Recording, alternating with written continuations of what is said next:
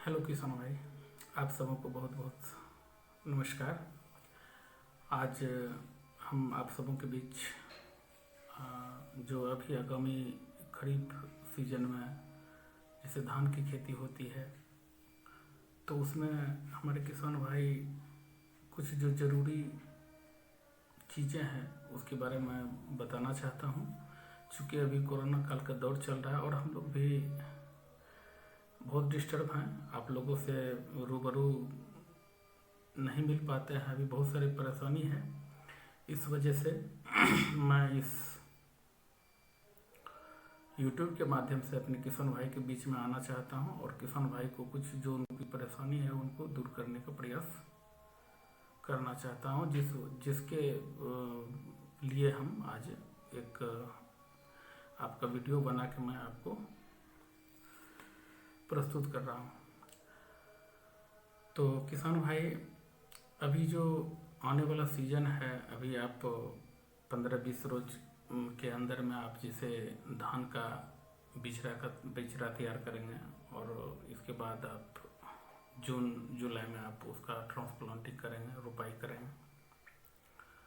तो इसमें सबसे ज़्यादा मेरा ज़रूरी जो चीज़ है, जो किसान भाई हमारे अक्सर इसको इग्नोर करते हैं या इसको नज़रअंदाज करते हैं, कि जैसे बीज का उपचार ये बहुत ही ज़रूरी चीज़ है। और अगर यदि आप बीज का उपचार करके लगाते हैं, बीज का सही रूप से सही दवा के साथ अगर उपचारित करके आप उसका बीज तैयार करते हैं और उसके बाद उसको फिर आप ट्रांसप्लांटिंग करते हैं, तो इसमें आपको बहुत सारे बीमारियों से आपको निजात मिलता है और आप बच सकते हैं।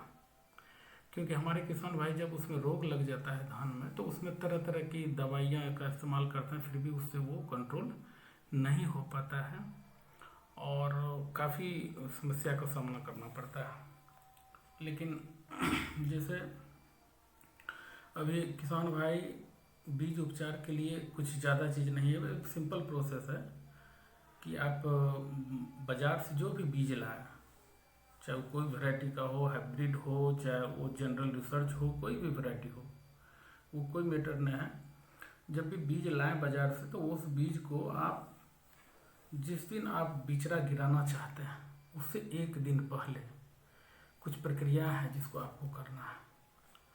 जैसे अगर बीज लाएं आप बाज़ार से, जिससे आपको आज लाए हैं बीज, अब कल आपको जिसे गिराना है खेत में, तो उसके लिए आपको करना क्या है कि बीज को रात में ही फूलने के लिए आप दे दें। एक बाल्टी ले लें और बाल्टी में पानी पर्याप्त मात्रा में ले लें और उस पानी में उस बिचरा को डुबो दें। और डुबोने के बाद क्या होगा कि जो खराब बिचरा होगा, जो खराब बीज होगा या खखरी जिसको बोलते हैं, जिसमें कुछ रहता नहीं है, जिसका कि आपको उगेगा नहीं आपके खेत में, तो वैसे बिचरा आपको तैरने लगेगा पानी के ऊपर में बाल्टी में।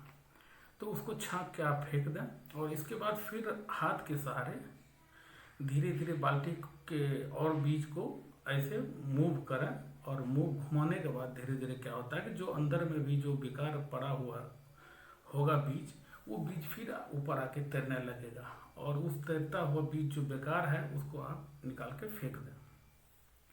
और फेंक देने के बाद क्या होगा, इस प्रकार आप 2 बार 3 बार जब करेंगे तब पूरे के पूरे जितने भी खराब बीज हैं वो आपको तैरेगा और उसको आप निकाल सकते हैं। इसके बाद जो बीज बचा, जो ज़मीन में बैठा हुआ है, जो ज़मीन में बिल्कुल पानी के अंदर में बैठ चुका है, तो वो बीज बिल्कुल स्वस्थ बीज है आपका। वही बीज जो है आपके लिए सही बीज है और बाकी जो ये निकला वो सब बेकार है। तो उस बीज को आप पर्याप्त पानी दे के, स्वच्छ पानी होना चाहिए, पर्याप्त पानी देके 12 घंटा के लिए उसको फूलने के लिए छोड़ दीजिए। जब 12 घंटा आपका बीज फूल जाएगा, तो 12 घंटा के बाद आप क्या करें, जैसे कि सपोज कीजिए कि अगर बीज आप आज सुबह अगर यदि डाल दिए हैं पानी में, तो वो लगभग शाम तक में 12 घंटा हो जाएगा और 12 घंटा हो जाएगा। उसके बाद 12 घंटा के बाद उस बीज को आप छाँक लें, किसी कपड़ा या जूट के बोरा किसी के सहारे छाँक लें। छाँक लेने के बाद उस बीज को थोड़ा सा फरहर होने के लिए, यानी कि नमी भाग जाए उसके लिए थोड़ा सा उसको फैला दें कहीं कपड़ा पे या कोई बोरा पे, किसी चीज़ पे आप प्लास्टिक पे आप फैला दें। उससे क्या होगा, कुछ देर के बाद उसका नमी, आधा घंटा के बाद उसका नमी भाग जाएगा। जब नमी लगभग भाग जाएगा, लगे कि नमी बिल्कुल बिल्कुल ये गीला नहीं है, तो उसको क्या करें, अब मार्केट से आप एक दवा है जो कार्बेंडाजिम के नाम से आता है, जो उसका मूल तत्व ही कार्बेंडाजिम है। मार्केट में तो कई नाम से कंपनी या बहुत दुकानदार बेचते हैं, लेकिन मूल जो उसमें होता है कार्बेंडाजिम रहता है। तो वो कार्बेंडाजिम का मात्रा जो है आपको 2 ग्राम 1 केजी बीज में आपको लगता है। तो आप किसान भाई जितना भी बीज लाए हैं, चाहे 10 केजी 20 केजी जो भी, अगर 20 केजी लाए हैं तो 20 दूना 40 ग्राम आपको कार्बेंडाजिम की आवश्यकता है। अगर आप वो 40 केजी लाए हैं तो 80 ग्राम कार्बेंडाजिम की आवश्यकता है। और ये बहुत सस्ती दवा है, मार्केट में आपको मिल जाएगा। जब बीज खरीदने जाएं आप उसी समय वो दवा ले लें कार्बेंडाजिम। उसको आप जब भी 2 ग्राम पर केजी बीज के हिसाब से आप अपना उपचारित कर लें। और उपचारित कैसे करें, तो वो जो फुला हुआ मॉइस्चर नमी वाला जो बीज है, उस बीज में जब फरहर हो जाए तो उस बीज में आप पुड़िया को धीरे धीरे पूरे बीज पे फैला दें। और पूरे बीज पे फैला देने के बाद फिर आपको दोनों हाथ में आप पॉलीथीन लगा लें और धीरे धीरे बीज को हल्का हल्का वो आप चलाएं, चारों ओर से चलाएं, अच्छा तरह से चलाएं, ताकि पूरी अच्छी तरह से बीज वो मिल जाए। वो दवा पूरे बीज के सतह पे पूरा वो दवा का लेप हो जाए, इस तरह का आप कर दें उसको। और जब ऐसा कर देंगे तो ऐसा कर लेने के बाद अब उस बीज को आप कोई जूट का बोरा ले लीजिए और उसको भिगो दीजिए जूट के बोरे को। और भीगे हुए जूट के बोरे में उस बीज को आपको जो भी बीज फुला के कार्बेंडाजिम ट्रीटमेंट करके यानी उपचारित करके जो बीज आपको हुआ, उस सारे बीज को उस भीगे हुए जूट के बोरा में आप बांध दीजिए अच्छी तरह। और बांध के उसको घर के किसी कोने में या तो टांग दीजिए या फिर ऐसा ताकि कोई चूहा या कोई भी क्षति ना हो। उसको पुनः 12 घंटा के लिए आपको छोड़ देना। तो चूंकि आप सुबह में फूलने के लिए दिए, शाम में उसको निकाले और निकालने के बाद कार्बेंडाजिम से उसका उपचारित कर दिए। उपचारित करने के बाद उसको फिर 12 घंटा के लिए उसको छोड़ दीजिए जूट के बोरा में बांध के। तो क्या होगा, सुबह में आप जब उसको खोलेंगे, 12 घंटा चूंकि रात भर में हो जाएगा, तो सुबह में जब खोलेंगे तो सारे बीज आपको अंकुरित मिलेंगे।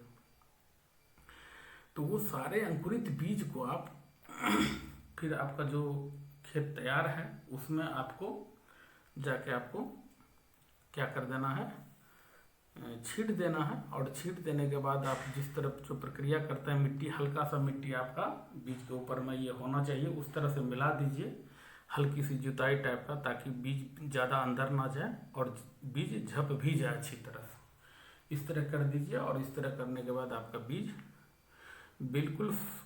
बिल्कुल रोग से बचा हुआ बीज, बिल्कुल स्वस्थ बीज आपका पैदा होगा।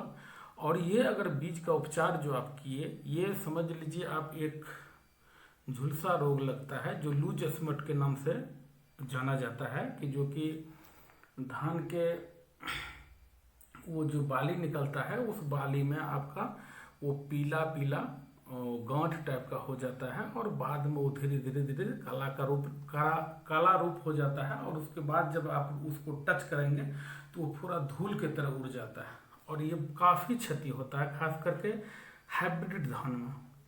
तो अगर यदि ये बीज उपचारित अच्छी तरह आप करके लगाते हैं तो वो आपको वो झुलसा रोग जो है 90% तक आपको कंट्रोल कर लेता है। यानी समझिए कि लगभग आपको नहीं के बराबर वो रोग आपको लगेगा, क्योंकि उससे बहुत ज़्यादा क्षति होता है किसान भाई को।